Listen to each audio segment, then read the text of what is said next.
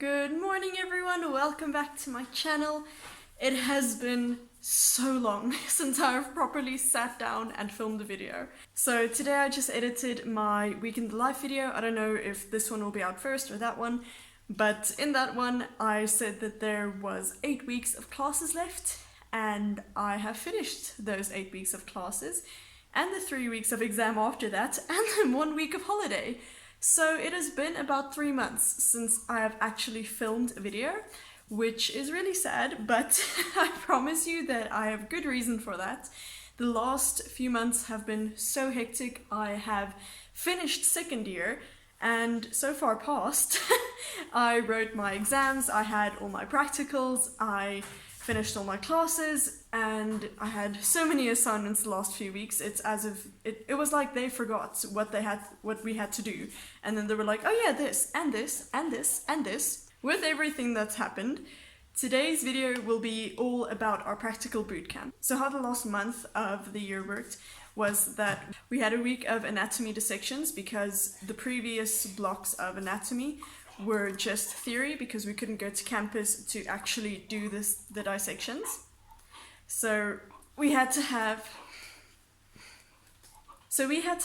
2 weeks of purely dissections to sort of make up for all the dissections that we missed throughout the year. So we had a week of anatomy dissections, then a week of practical bootcamp in which we did all our practicals for animal handling, and then we had another week of anatomy dissections. So I wanted to do a whole video of first day back on campus. I wanted to vlog the whole week of practical bootcamp, and then everything was just so rushed and so hectic, and I just didn't get around to any of it. So today I'll just be telling you guys a bit of how my practical bootcamp went and how it led to my exams, my practical exams, and how I feel the exams would have gone better if we just had our normal practicals throughout the year, if all this wasn't going on. Let's get started.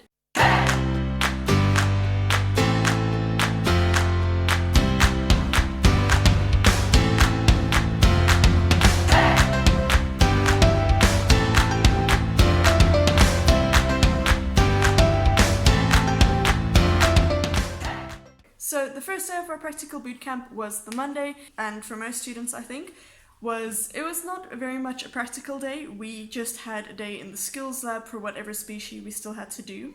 So how it worked at the beginning of the year when we still had normal practicals and all of that, we would have 1 practical a week or sometimes 2, and then our first cycle of practicals were all in the skills lab. It has a bunch of models of animals, and then you can practice everything that you need to be able to apply to the animals in there without having any risk of you or the animals being injured. I still had to have my skills lab session for pigs, which was actually quite a screw up because they didn't plan at all. What they basically did was that they took our previous groups and they basically just divided it up into smaller groups, obviously for social distancing and all of that. But what they did was they took a group of 30 and then they went, okay, the first 7 is in the first group and the next 7 is in the next one. So they ended up having, I think, 4 groups of 7 and then just 2 random students who ended up being me and one of my friends in the last group, and no one ever really clicked that there were 2 students just hanging around in a group of their own that could be redivided into another group, or they could have divided the groups better so that it was more evenly spread out, but they didn't. And then also the lecturer who was supposed to present the class didn't see that. He just saw, okay, this is a time that the next session starts, and that looks like it should be about all the students. So by the time we got there, and we were early, he had left because he thought that he was done for the day because he didn't see that we were in a different time slot. So then he had to come back, and then he was fairly moody to say the least because he thought he was on his lunch break and he had gone to get coffee and he was ready to chill because he thought he was done for the day, and then he had to come back for 2 students. It actually worked out really well because then it was more of a one-on-one type session. It was just the 3 of us in there, so it was a lot more in depth. He answered a lot more of our questions, he gave us a lot more detail, gave us some hints and tips for the exam. So it worked out okay, but I still feel like if their planning had just been the tiniest bit better, everything could have gone a lot more smooth. Then the Tuesday we had our actual practical for pigs, And this is one of the big ones where the issue came in of, we only had an hour's practical instead of a year, because we ended up only having one practical a day, and that practical only lasted an hour because they had to have smaller groups for social distancing, and then they had to fit all the groups in, and they also couldn't overuse the animals. So we had an hour to catch up on the entire year's practicals per species, which is ridiculous. And then, I don't know why or how or what, but they sold all the pigs on campus. So we had no pigs. So we had a pig practical without any pigs, which did not go great.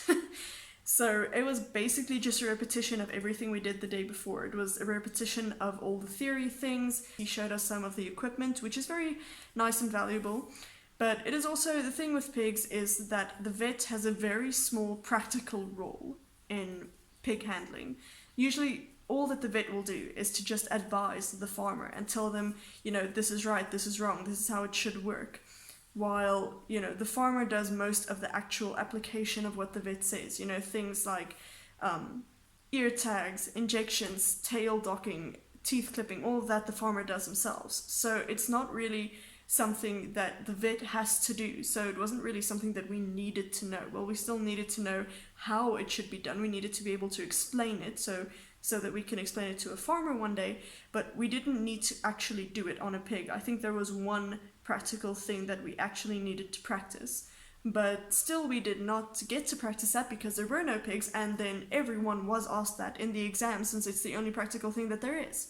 But it was really horrible to have to arrive at your exam and see pigs for the first time. I mean, I worked with pigs once when I was shadowing, and that was the only time ever before I'd worked with pigs, and I only worked with piglets.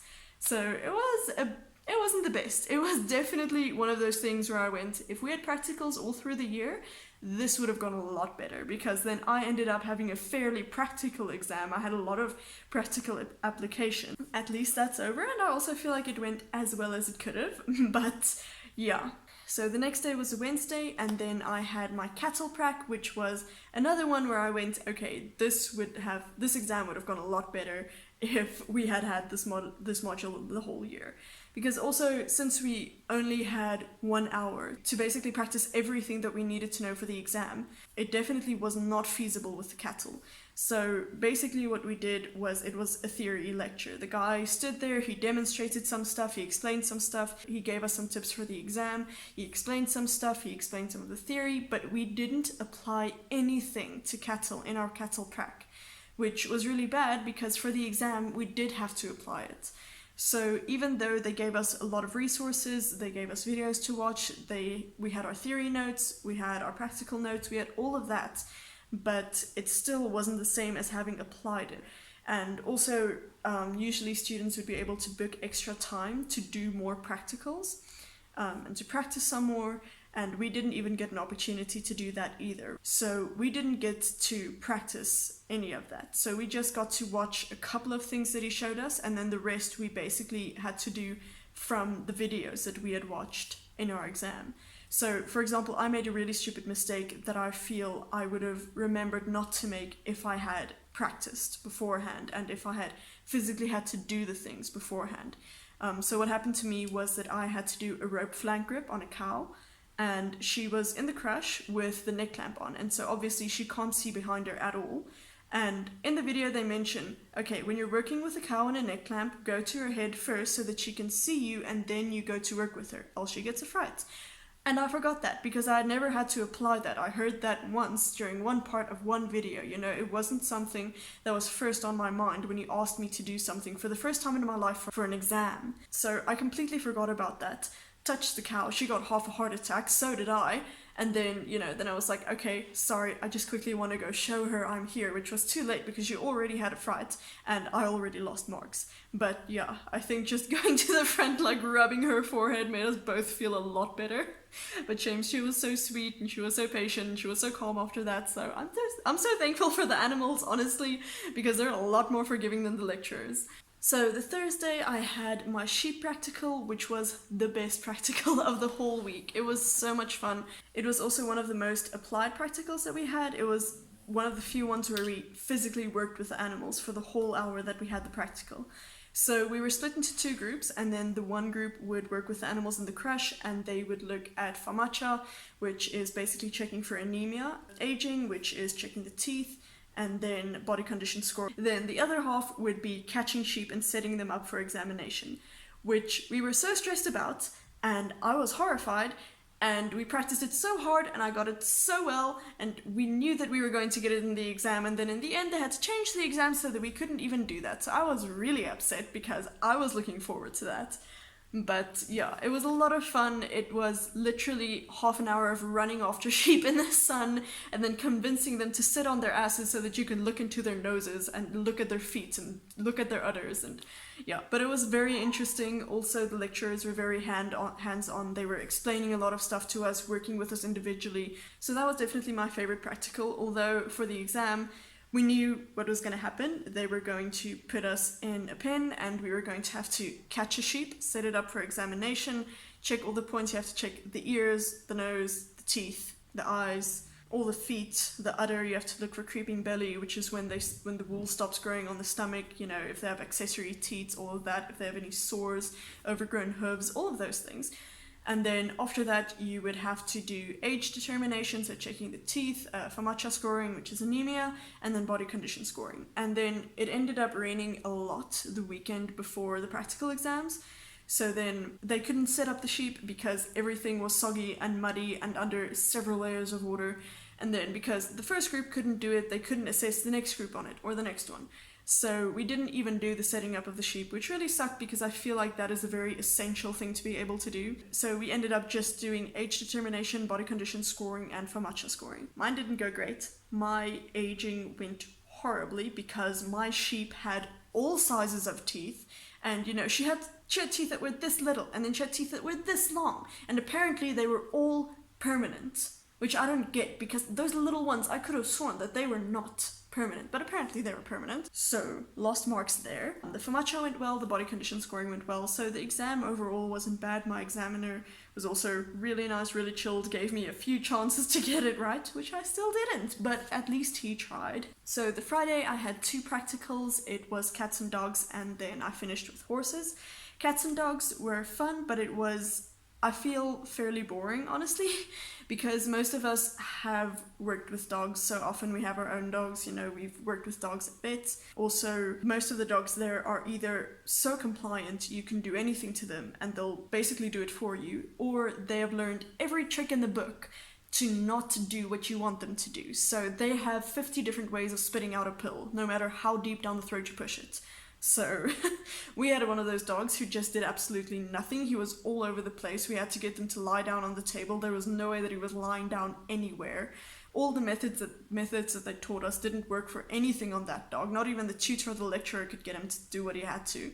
So yeah, it was sort of, we couldn't do much because no matter how right we did it, it didn't work. But it was a lot of fun. It was also great to be able to physically work with the animals, and the dogs were so nice. And then afterwards we could sort of have fun, do some training, do some tricks, and it went really well. The exams also went really well. The exams for dogs were really fast because they asked you three things. They first asked you to demonstrate a training method, or a training technique, you know, to teach, how would you teach a dog to do this certain thing. Then they asked us for some type of equipment. You know, you had to apply, say, a certain type of harness, or you had to apply a halty, something like that. And then they would also ask you to do something, you know, sort of like a procedure, you know, like giving the dog a pill, or, you know, exposing the third eyelid, which is what I got, or giving them medicine, something like that. So I had to apply an H-body harness for the exam. I had to show how I would get a dog to lie down from standing, and I had to expose the third eyelid. So, you know, even though we had a lot of study work and it was a lot of things that you had to practice, you know, the procedure itself takes about 5 seconds. So where we had 15 minutes for our exam time, it usually took like 3 or 4. So those exams went really fast. I remember that I went to my exam 2 hours before I was supposed to, and then I finished so early, which was great because it was my last practical exam. The dog that I had to teach to lie down just didn't lie down at all.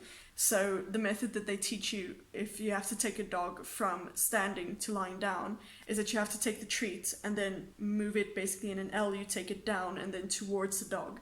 and my dog followed the treat down and then followed it backwards, but instead of just like putting her ass on the ground, she just reversed all along the length of the classroom to the end. And then the guy was like, okay, it's fine. So I was like, okay, thank goodness, because also now I'm holding the treat in my hand and I can't give it to her because she didn't do what she was supposed to yet, and then she's biting my hand to get to the treat. So, but luckily my technique was right, so technically I'm supposed to get the marks, and my practical exams overall did go really well, so I'm guessing that I did. Then our practical bootcamp week ended with horses, which was a lot of fun. They sort of divided us up into groups of 2. They were like, okay, who's comfortable with horses, who's not? Then they sort of matched us up like that so that we could help each other. The tutor went with half the groups and the lecturer went with the other half. So we got the tutor and he was very helpful, really nice. The horse exam was actually one that I struggled with a lot because I've worked with horses all my life, so I sort of have habits in my way of doing things, which they aren't wrong, but they're not the way that the university prefers it. So I struggled with a couple of things like, for example, when I lead a horse, I lead them next to their head so that, they can follow me and I can still see. But they wanted you to lead the horse from the shoulder, which to me was completely ridiculous because, a horse's neck is about this long. Then you have to add the head, which is about this much. Now, if you want me to stand here at the shoulder and convince the horse from here to walk forward, and then I have to get them to turn in certain directions from the shoulder, it's just completely, it just doesn't work. So that was one of the things where I was like, you know what, I know that they don't want it this way, but I'm going to do it this way so that I get marks for having the correct results, even if I'm not, doing it 100% right. Practicals were a lot of fun. It was also one of the ones where we got to apply a lot of the stuff, so we got to actually go and catch the horse and put on the halter. And I always feel like people worry when they hear the phrase catch the horse, like it's going to be some high-speed chase, because that's basically what it is with a sheep. But with a horse, you literally walk up to them where they're standing eating and you put the halter on. It's a very dull and mundane thing to do. A lot of people were really worried about the horse pracs because a lot of people just didn't have experience with horses, and also because they're massive, they're pretty intimidating. Another thing that doesn't make sense of their methods at all is the thing of the tail. They're like, no, you have to take the tail and then pull it towards you so that they put their weight on the leg that's closest to you so they won't kick, which is... Because, like, for example, my horse, my sweet, sweet little horse, such a mare on campus, she is known to be a kicker, and the first day that I worked with her, I had to take her temperature, and she always kicks when you have to take her temperature. So I was going close to her tail. My one friend was holding up her front leg so that she couldn't kick with the hind leg. She still nearly kicked my head off. She kicked up to the level of where my head was, with one of her feet lifted. So she basically stood on 2 legs to be able to kick me. So if a horse wants to kick, the horse is going to kick no matter what you do. So yeah, guys, that is a little bit of everything that has happened since I've last filmed. That was my practical bootcamp as well as my practical exams. Like I said, they didn't go as great as they could have, but I feel like we did as much as we could with the time that we had. I hope you guys enjoyed this video. There are 2 videos that I really want to bring out within the next few weeks. One of them is something that I know will relate to a lot of students, and that is your plan B if you fail to get into vet school on the first try. So I'm going to get in one of the students who came in through that way. So if you guys have any questions for them, if there is anything specific that you would want me to ask them or to address, please just let me know in the comments and I'll be sure to include that in the video. I'll also link my email address down below, so if you don't want to leave a comment, you can just email me personally. The other video that I want to bring out at some point is a relationship video. Since I am in a long-term relationship in vet school, it is something that I've heard a lot of people go, oh no, I can't imagine being in a relationship and being in vet school at the same time. I don't know how you do it. I could never do that. I'm swearing off relationships until I'm done with vet school. So I just want to put together a video showing you that it is possible and it makes stuff a lot more enjoyable. So if you're in a relationship or considering going into a relationship and you have any specific questions that you want me to ask or things you want me to address, please just also leave them in the comments. I hope you guys enjoyed this video. Remember to like and subscribe, and Carla and I will see you guys in the next video. Bye guys!